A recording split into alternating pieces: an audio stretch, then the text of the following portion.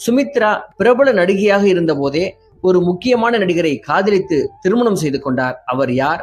அதே வேகத்தில் அந்த திருமணம் விவாகரத்தில் முடிய இந்த கசப்பான அனுபவத்தை மறப்பதற்காக மீண்டும் சினிமாவில் பிஸியாக நடிக்க துவங்கிய சுமித்ரா மறுபடியும் ஒரு கன்னட இயக்குனரை காதலித்து ஆசையாய் திருமண பந்தத்திற்குள் நுழைந்தார்.